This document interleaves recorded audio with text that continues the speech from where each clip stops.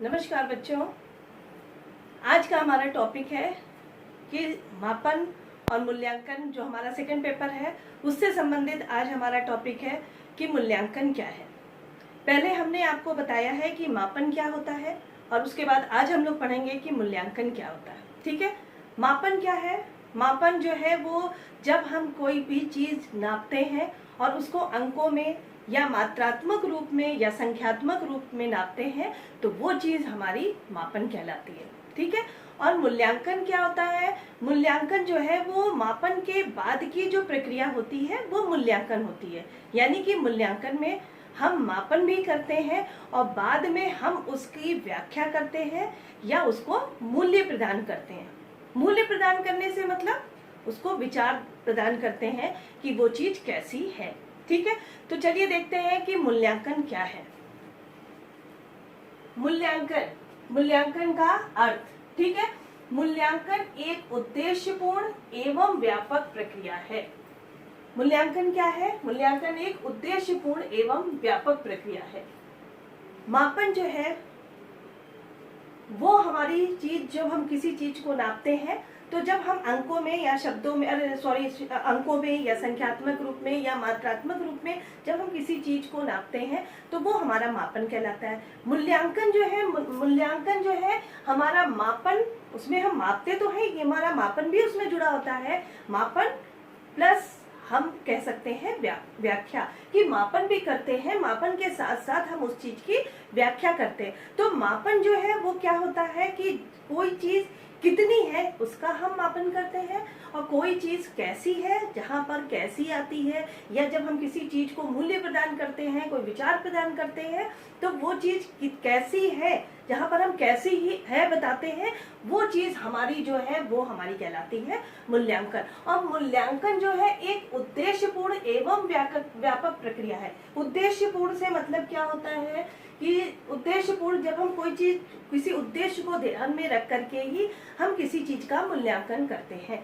उद्देश्य क्या होता है? उद्देश्य सामान्य भी होता है और विशिष्ट भी होता है। तो सामान्य उद्देश्य यानी कि जिसमें हम सभी विषयों का अध्ययन करते हैं, उसका मूल्यांकन मान लीजिए करते हैं। और जो हमारा कुछ एक विशिष्ट होता है, जो किसी पर्टिकुलर एक ही क्षेत्र में जब हम किसी चीज का मापन करते हैं तो वो हमारा विशिष्ट मूल्यांकन कहलाता है। लेकिन जहां पर हम मूल्यांकन एक उद्देश्यपूर्ण, यानी दोनों चीजों को ध्यान में रख करके, उसके सामान्य और विशिष्ट दोनों ही उद्देश्यों को ध्यान में रख करके जब हम किसी चीज का मूल्यांकन करते हैं तो वो हमारा इसीलिए कहलाता है कि मूल्यांकन एक उद्देश्यपूर्ण प्रक्रिया है, क्योंकि उसमें हम उसके सारे उद्देश्यों को ध्यान में रख करके हम उसका अध्ययन करते हैं। और व्यापक प्रक्रिया, व्यापक से यहाँ पे क्या मतलब है? व्यापक जो है, जैसे कि हम बता दें कि मापन जो है वो उसका जो क्षेत्र होता है वो सीमित होता है। ठीक है, वो किसी एक चीज को नापता है अंकों में या संख्यात्मक रूप में।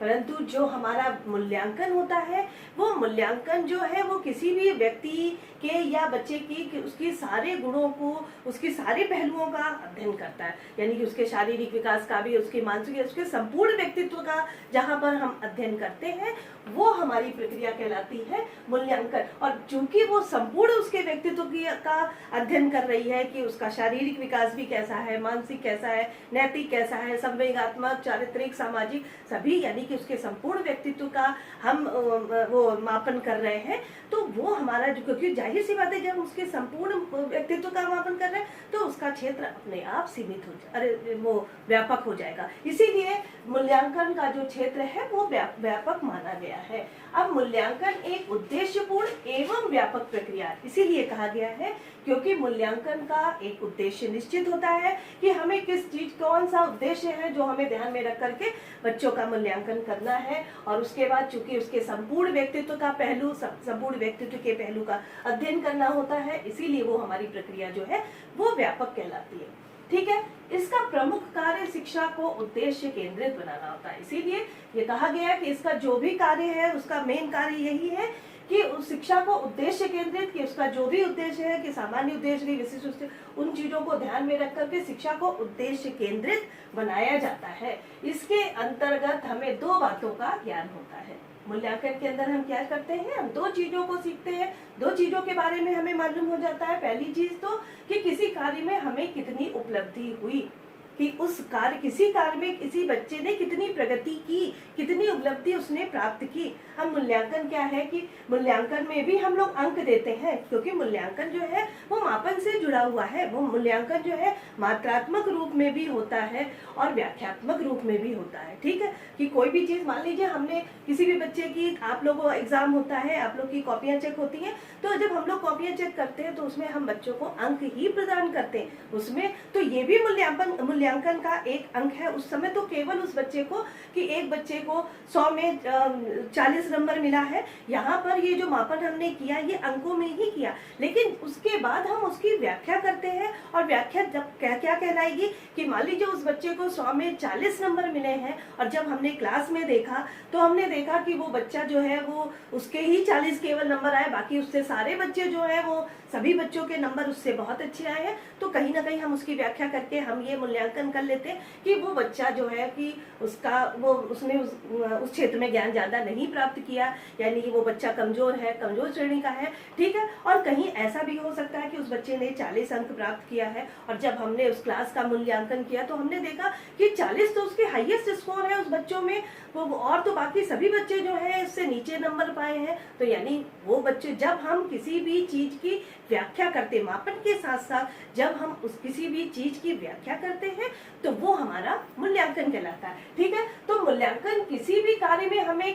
कोई भी कार्य जब हम कर रहे हैं उसमें हमें कितनी प्रगति हुई, कितनी उपलब्धि हुई, इसका हम ज्ञान लेते हैं। और वो उपलब्धि किस कोटि की है, कि मतलब वो कहाँ तक वो उपलब्धि है, वो अच्छी हुई, खराब हुई, इस चीज का भी हमें ज्ञान हो जाता है। ठीक है, तो मूल्यांकन के बारे में हमने समझा कि मूल्यांकन जो है एक उद्देश्यपूर्ण, एक व्यापक प्रक्रिया है। उद्देश्यपूर्ण क्यों होती है, क्योंकि हम इसमें बालक के समस्त उद्देश्यों, सामान्य उद्देश्यों और विशिष्ट उद्देश्यों दोनों को ध्यान में रख करके हम इस प्रक्रिया को अपनाते हैं। उसके अलावा क्योंकि इसका क्षेत्र व्यापक इसलिए होता है क्योंकि उसके एक भी बालक के या जिसका भी हम मूल्यांकन कर रहे हैं उसके समस्त पहलुओं को ध्यान में रख करके उसका मापन मूल्यांकन किया जाता है। एक बच्चे के संपूर्ण व्यक्तित्व का मूल्यांकन किया जाता है, इसीलिए उसकी जो प्रक्रिया होती है वो व्यापक कहलाती है। ठीक है, तो मूल्यांकन को अलग अलग लोगों ने परिभाषित किया है। चलिए देखते हैं कि किसने कहाँ तक उस चीज को कहा है। तो वेस्ले जो एक है, उन्होंने क्या कहा कि मूल्यांकन एक व्यापक प्रक्रिया है। व्यापक प्रक्रिया से संबंधित अभी हमने बताया कि जब हम बालक के संपूर्ण व्यक्तित्व के पहलुओं को ध्यान में रख करके जब हम मूल्यांकन करते हैं तो वो व्यापक प्रक्रिया कहलाती है। मापन का जो क्षेत्र होता है वो सीमित होता है, क्योंकि वो किसी भी चीज का, किसी एक चीज का मापन कर दी कि किसी बच्चे का बुद्धि कितनी है, उसकी उपलब्धि कितनी हुई, उसका अंकों में जब हम मापन कर देते हैं तो उसका क्षेत्र सीमित होता है। लेकिन हम किसी भी बालक के व्यक्तित्व का संपूर्ण पहलुओं को ध्यान में रख करके उसका मूल्यांकन करते हैं, इसीलिए उसका क्षेत्र व्यापक होता है। ठीक है, दूसरा क्रॉनबेक के अनुसार, क्रॉनबेक ने क्या कहा, मूल्यांकन वह प्रक्रिया है जिसके द्वारा शिक्षक तथा छात्र यह निर्णय लेते हैं कि लक्ष्यों को प्राप्त किया जा रहा है या नहीं। ठीक है, क्रॉनबेक ने क्या कहा कि मूल्यांकन वह प्रक्रिया है, वो चीज है मूल्यांकन के द्वारा शिक्षक और छात्र जो सीख रहा है, वो जो सिखा रहा है, वो दोनों ही यह निर्णय लेते हैं कि शिक्षण के जो लक्ष्य हैं, जो उद्देश्य है, वो कहाँ तक प्राप्त हो रहे हैं या नहीं। ठीक है, अगला हमारा रेमर्स एवं गेज के अनुसार, रेमर्स एवं गेज ने क्या कहा कि मूल्यांकन के अंतर्गत व्यक्ति तथा समाज दोनों ही दृष्टि से जो उत्तम एवं वांछनीय होता है उसी का प्रयोग किया जाता है। मूल्यांकन में हम उन्हीं उपकरणों का, उन्हीं चीजों के, उसके अंतर्गत हम उन्हीं चीजों का अध्ययन करते हैं जो व्यक्ति और समाज दोनों की दृष्टि से उत्तम और वांछनीय होता है, उसी का ही हम प्रयोग करते हैं। तो ये चीज थी हमारी कि मूल्यांकन क्या है और उसकी क्या परिभाषाएं हैं। अब मूल्यांकन की कुछ विशेषताएं हैं और विशेषताओं के आधार पर ही हम समझ सकते हैं कि मूल्यांकन क्या होता है। ठीक है, तो चलिए देखते हैं कि मूल्यांकन की कौन कौन सी विशेषताएं हैं। पहली है हमारी कि मूल्यांकन के माध्यम से विभिन्न व्यवहारों का तुलनात्मक अध्ययन किया जाता है। कि मूल्यांकन की उससे हम जो बालक के विभिन्न व्यवहार हैं उनका हम तुलनात्मक अध्ययन करते हैं। ठीक है, हमने भी बताया कि किसी भी बालक के व्यक्तित्व के संपूर्ण पहलुओं का हम अध्ययन करते हैं। उसके वो एक बालक किस प्रकार का व्यवहार करता है, विभिन्न उसके जो व्यवहार है किसी भी क्षेत्र में, उन चीजों का हम तुलनात्मक अध्ययन करते हैं। दूसरा, यह प्रक्रिया निर्णयात्मक प्रक्रिया है। निर्णयात्मक तो यही है कि हम उस पर निर्णय लेते हैं कि एक बच्चा अगर 40 नंबर लाया है तो वो अच्छा है या खराब, ठीक है। तो जहां पर हम उसकी व्याख्या करते हैं और उसी के आधार पर उसकी प्रगति का मापन करते हैं तो वो निर्णयात्मक होती है। तो ये जो प्रक्रिया मूल्यांकन के आधार पर हम किसी भी चीज की, अब मान लीजिए मापन में क्या है कि एक बच्चा जो है वो 40 नंबर पाया, लेकिन अब हमें ये नहीं, हम निर्णय नहीं कह सकते कि वो बच्चा अगर वो 40 नंबर ला रहा है एक क्लास में तो वो जरूरी नहीं है कि वो बच्चा जो है वो बहुत अच्छा हो या बहुत कमजोर हो। कमजोर और अच्छे का पता तो हमें तब ज्ञान पता चलेगा ना जब हम उस चीज का मूल्यांकन करेंगे, जब हम उसके बारे में पूरी व्याख्या करेंगे, जब हम देखेंगे कि उस बच्चे ने, उसको नंबर कितना मिला ये तो हमें मालूम हो गया, लेकिन वो नंबर कितना है, अच्छा है खराब है, ये तो हमें तब पता चलेगा ना जब हम उसका मूल्यांकन करेंगे। क्लास में हम देखेंगे कि वो 40 नंबर कितने बच्चों के आए हैं, या वो 40 नंबर मतलब और बच्चों से ज्यादा है या और बच्चों से कम, उसी के आधार पर हम उसकी व्याख्या करेंगे और उसी के आधार पर हम उसका निर्णय लेंगे, ठीक है। तो यह एक निर्णयात्मक प्रक्रिया है, यह एक सुव्यवस्थित प्रक्रिया। हमने कहा कि मूल्यांकन जो है, जब हम किसी चीज की व्याख्या करते हैं तो उसको सिस्टमैटिक, उसको एक तरीके से हम उस बच्चे का मूल्यांकन करते हैं। उसमें हम मान लीजिए किसी बच्चे की योग्यता, किसी भी योग्यता की जांच कर रहे हैं तो हम कोई एक परीक्षण, मान लीजिए हमने किसी बच्चे की बुद्धि परीक्षण का ज्ञान मूल्यांकन करना है कि उस बच्चे ने उसकी बच्चे की बुद्धि किस स्तर तक की है, तो हम उसके लिए किसी भी परीक्षण का प्रयोग करेंगे जिसमें उसमें कई प्रश्न होंगे जो बुद्धि से ही संबंधित होगी, और जब बच्चों को वो करने देंगे उसके बाद बच्चे ने जो किया उसके बाद हम उसका मूल्यांकन करेंगे, और मूल्यांकन करने के आधार पर हम ये देखेंगे कि उस बच्चे का जो वो जो व्यवस्था, जो मतलब उस बच्चे की जो बुद्धि है वो किस स्तर तक की है, ठीक है। तो ये सब जो करना, ये एक सिस्टमैटिक, एक सुव्यवस्थित प्रक्रिया के माध्यम से हम मूल्यांकन करते हैं। फिर ये है कि यह पूर्णतया उद्देश्य केंद्रित प्रक्रिया। अभी हमने बताया कि चूंकि ये उद्देश्यों को ध्यान में रख करके ही मूल्यांकन किया जाता है। किसी भी उद्देश्य को, मान लीजिए हमने कोई भी मूल्यांकन किया तो हमको ये चीज देखनी है कि वो किस स्तर तक उस उद्देश्य को पूरा कर रहा है या नहीं। कि मान लीजिए उसके जो सामान्य उद्देश्य, उसके जो विशिष्ट उद्देश्य, वो किस स्तर तक हमने जो भी चीज ध्यान में रख करके मूल्यांकन की है वो किस स्तर तक उसकी पूर्ति कर रहा है, ठीक है। अगला हमारा, इस प्रक्रिया के अंतर्गत विभिन्न योग्यताओं की जांच के लिए प्रमुख रूप से प्रश्नों को सम्मिलित किया जाता है। अभी हमने बताया कि जो भी हमने परीक्षण तैयार किया उसमें कई प्रश्न सम्मिलित करते हैं और उसी के माध्यम से हम उसकी योग्यता की जांच करते हैं, ठीक है।